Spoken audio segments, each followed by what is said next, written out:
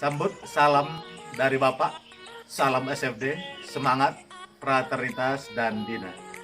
Baik anak-anakku kelas 11 IPA dimanapun Anda berada, pada pertemuan daring yang ke-9 kali ini kita cukup hanya membahas soal-soal dan pembahasan tentang rumus, jumlah dan selisih dua buah sudutnya untuk sinus, kosinus, maupun tangen. Sebelum kita masuk ke pembahasan materinya, terlebih dahulu kamu perhatikan tujuan pembelajaran kita.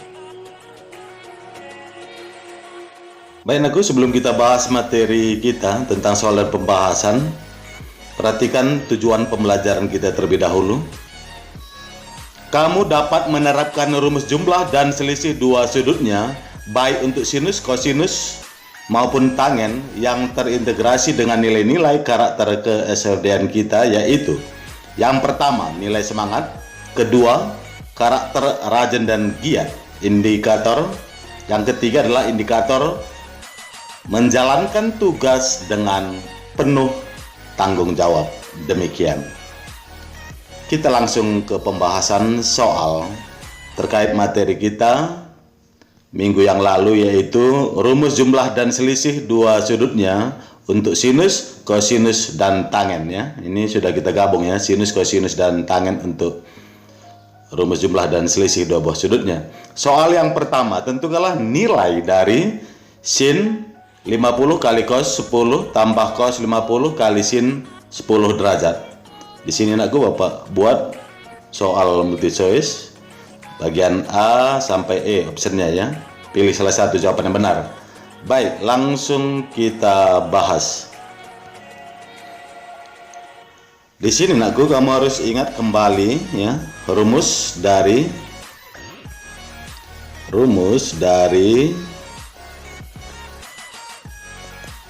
sinus untuk penjumlahan dua buah sudutnya. Dalam hal ini sudut A tambah sudut B. Rumusnya adalah, ingat aja rumusnya, cara cepatnya si kosi ya. Ini dia. Si ko, maksudnya sin kali cos ya, sin kali cos. Sudutnya ikutkan aja ini, urutkan aja ini aku A dan sudut B. Sementara di sini kalau untuk sinus, kalau dia penjumlahan, maka dia di sini penjabarannya juga dia tetap ya, tetap penjumlahan. Kalau pengurangan, tetap pengurangan. Ini kebetulan penjumlahan ya. Kosi ya, ini kan udah ya. Sekarang kosi berarti cos kali sin. Cos kali sin. Sudutnya urutkan aja, sudut A dan sudut B. Demikian ya. Nah, berikutnya kita kaitkan ke soal yang diminta tadi adalah sin kali cos. Ini perhatikan aku, sin kali cos tambah cos kali sin. Kan sama dengan yang di rumus kanan ini kan. Sin kali cos tambah cos kali sin. Oke, kita putar aja dulu rumus ini karena masih tetap ekuivalen. Sin A kali cos B tambah cos A kali sin B, ini masih ekuivalen dengan sin dalam sudut A tambah B ya, atau penjumlahan dua buah sudutnya tadi ya. Kita putar dia. Oke, kaitkan ke soalnya kan susunannya persis seperti ini anakku ya. Si kosi artinya sin kali cos tambah cos kali sin ya. Berarti sin 50 derajat ya, kali cos 10 derajat tambah cos 50 derajat kali sin 10 derajat. Kan gitu ya. Berarti sudut A-nya gantikan besarnya 50, sudut B-nya gantikan 10 derajat. Gitu dia anakku. Berarti di ruas kanan ini dalam bentuk penjumlahan dua buah sudutnya untuk sinus, secara serentak gantikan sudut A-nya adalah 50 derajat ditambah sudut B-nya 10 derajat. Oke, tinggal menyerahkan aja nih ya. Jumlahkan sudutnya 50 tambah 10, 60 derajat ya. Sinus 60 berapa nilainya? Sudut istimewa ya, berarti setengah akar 3. Berarti kuncinya di sini di optionnya tadi supaya jawabannya benar adalah ayam ya, atau bagian A. Demikian. Bagaimana kira-kira penjelasan soal nomor 1? Cukup mudah bukan? Pasti mudah. Asik ya. Kita lanjut ke soal nomor 2. Nilai dari sinus 15 derajat. Oke ya, 15 derajat ini anakku yang ini kita uraikan menjadi selisih dua buah sudut istimewa ya. 15 derajat kan identik dengan 45 derajat dikurang 30 derajat, bukan? Oke, sama ya. Sehingga nanti kita kaitkan ke rumus sinus untuk selisih atau pengurangan dua buah sudutnya gitu loh ya. Baik, kita ketahui bahwa sinus 15 derajat ini identik dengan sinus dalam sudut istimewa 45 derajat kurang 30 derajat, bukan? Oke, ini nakku kan identik dengan sinus dalam sudut A kurang B, selisih dua buah sudut ya. Oke, ingat rumus sinus untuk selisih maksud Bapak ya. Rumus sinus untuk selisih dua buah sudutnya, sudut A kurang sudut B. Bagaimana rumusnya kemarin?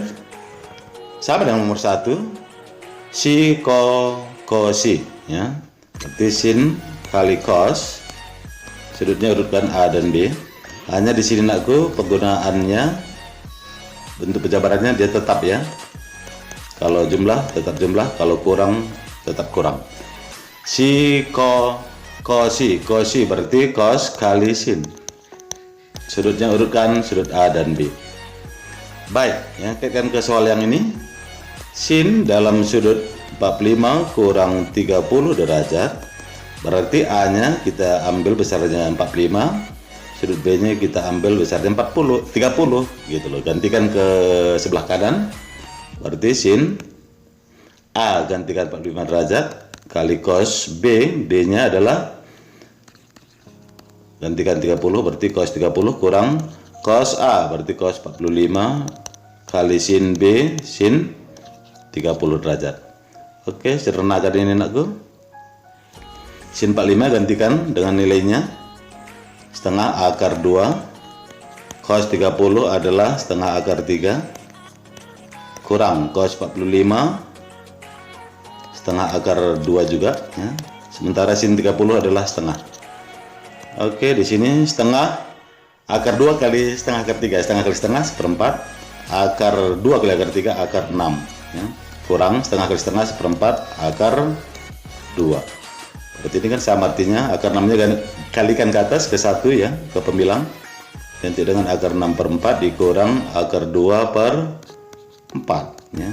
Ini pengurangan dua pecahan, samakan penyebut ya. Kebetulan penyebutnya sudah sama ya, sama-sama 4, berarti per penyebut 4, pembilangnya aja cukup dikurangkan akar 6 kurang akar 2 per 4. Inilah hasil akhir, ternyata sesuai dengan optionnya adalah option A juga ya. Berarti kuncinya di sini adalah bagian ayam atau A juga ya. Demikian, cukup mudah bukan? Asik ya. Lanjut ke pembahasan soal nomor 3. Bentuk sederhana ya. Bentuk sederhana dari sin 4x kali sin 3x dikurang cos 4x kali cos 3x. Oke. Di sini kita baca di sini sin kali sin kurang cos kali cos ya. Sementara kalau kita ingat rumus sinus baik itu penjumlahan dan selisih dua buah sudutnya adalah rumusnya si kosi, tidak ada yang cocok. Berarti ingat kembali rumus untuk kosinus ya, penjumlahan atau selisih dua buah sudutnya. Ingat ya, rumus untuk kosinus dalam hal ini nakku, penjumlahan dua buah sudutnya, sudut A tambah sudut B. Rumusnya cara cepatnya kan kosisi ya. Kosisi, cos kali cos, sin kali sin. Hanya di sini nakku. Di sini tandanya di sini. Ingat kalau penjumlahan untuk kosinus kemari dia ke bentuk penjabarannya dia menjadi berlawanan tanda, beda dengan sinus ya. Kalau sinus tetap jumlah-jumlah, kalau kosinus jumlah menjadi kurang atau kurang menjadi jumlah gitu ya. Karena penjumlahan dua sudut maka penjabarannya dia menjadi pengurangan atau tanda kurang atau minus ya. Berarti koko kurang sisi ya, koko sisi ya. Berarti cos kali cos ya, cos kali cos. Sudutnya urutkan aja sudut A dan B. Kurang sisi ya, sin kali sin ya, sin kali sin. Sudutnya urutkan aja sudut A dan sudut B. Sudah nakku? Kaitkan ke soal ini, sin kali sin kurang cos kali cos. Sementara di sini penjabarannya cos kali cos kurang sin kali sin ya, terbalik dia ya. Berarti bisa kita sernakan kedua ruas, kita kali negatif atau dikali minus ya. Berarti ini sama artinya, di kiri min cos dalam sudut A tambah B.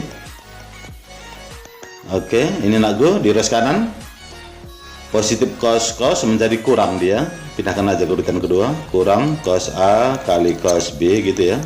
Sementara ini min kali min sin A sin B menjadi positif, pindahan ke depan, positif sin A kali sin B. Oke, perhatikan kan sudah sama ya dengan soal susunannya. Soal sin kali sin kurang cos kali cos. Sementara di sini sudah kita cocokkan ya, sin kali sin kurang cos kali cos. Oke, kalau gitu sudah boleh dong ya. Kita putar aja nih nakku. Berarti dia tetap ekuivalen sin A kali sin B kurang cos A kali cos B. Ini ekuivalen dengan sama dengan min cos dalam sudut penjumlahan dua buah sudut ya, A tambah sudut B.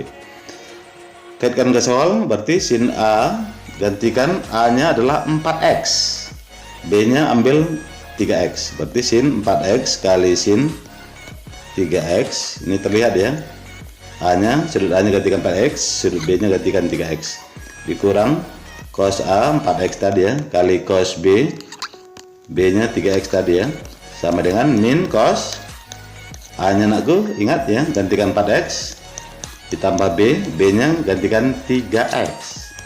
Berarti sedangkan aja di ruas kanan ini min cos 7x. Ini ya bentuk sederhananya. Kita lihat pesannya. Oh, ternyata ada bagian dodol ya. Jadi kuncinya adalah bagian dodol atau bagian D. Demikian. Bagaimana kira-kira nakku? Cukup mudah bukan? Mudah. Asik. Kita lanjut ke soal berikutnya, soal keempat atau soal terakhir. Diketahui di sini tangen ya. Jika tangen A 5/6, tangen B 1/11, maka tentukanlah besar sudut A tambah B ya, berapa derajat katanya ya. Oke, di sini nakku kuncinya sudah Bapak buat duluan ya. Tapi nggak apa-apa ya, yang penting penyelesaiannya ya. Kita pahami. Baik ya. Berarti di sini nakku karena nilai perbandingan tangen baik itu untuk sudut A maupun tangen sudut B diketahui, maka kita ingat kembali rumus tangen untuk penjumlahan dua buah sudut ya. Ingat rumus tangen untuk penjumlahan dua buah sudutnya nakku ya. Oke, penjabarannya ke bentuk pecahan. Di sini rumusnya adalah tangen A tambah tangen B ya. Berarti yang di atas ini nakku, kalau di atas dia tetap tandanya per 1 kurang tangen A kali tangen B ya. Tapi kalau ke bawah dia berlawanan tanda ya, berlawanan tanda. Tapi kalau untuk rumus tangen, selisih dua sudutnya ke atas menjadi kurang, ke bawah menjadi tambah gitu ya. Ingat aja aturan ini, atas bawah tetap dan berlawanan. Baik. Karena tangen A dan tangen B sudah diketahui nilainya, nilai perbandingannya, tinggal gantikan aja ke ruas kanan ini ya. Berarti tangen A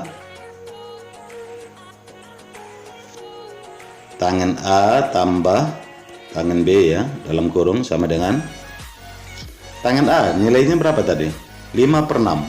Oke, gantikan 5/6 ditambah tangen B 1/11 ya, 1/11 gitu ya,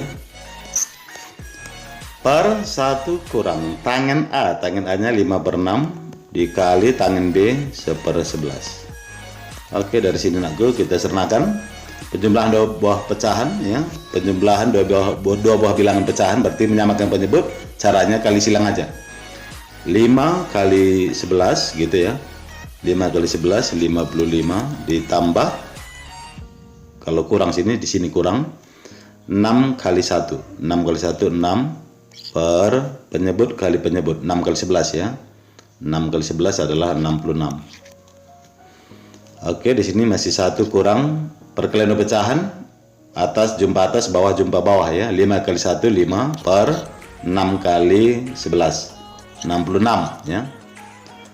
Nah, dari sini saya sernakan aku 55 tambah 6 adalah 61 per 66. Ini 1 kurang 5 per 66 ya. Pengurangan pecahan kali silang untuk menyamakan penyebutnya. Berarti 66 kali 1 66 kurang 5 ya. Berarti 66 kali 1 tetap 66 kurang 5 61 ya, per penyebut per 66. Oke, di sini aku pembagian dua buah bilangan pecahan yang sama, berarti hasil baginya 1 ya, coret saja. Ini masih tangen dalam sudut A tambah B kan gitu ya. Yang ditanya bukan ini nakku. Yang ditanya adalah besar sudut A tambah B. Berarti logikanya gini dia ya. Tangen berapa derajat kah supaya nilainya 1 ya. Kita ketahui atau kita ingat tangen 45 derajat adalah nilainya tepat 1. Berarti besar sudut A tambah B adalah besar sudutnya 45 derajat. Kenapa? Karena kalau kita ganti sudut A tambah B 45 derajat seperti ini ya, tangen 45 derajat kan benar ya, atau terbukti 1 nilainya. Sehingga besar sudut A tambah sudut B adalah 45 derajat. Sehingga kunci jawabannya adalah bagian 45 derajat, bagian bola ya. Bagian bola atau bagian B. Demikian aku penyelesaian dari Bapak terkait soal dan pembahasan tentang topik atau materi kita minggu lalu tentang rumus jumlah dan selisih dua buah sudutnya, baik itu untuk sinus, kosinus maupun tangen. Ini hanya pemantapan saja ya minggu yang lalu ya. Sambut, salam hangat dari Bapak, salam sehat dan salam SFD.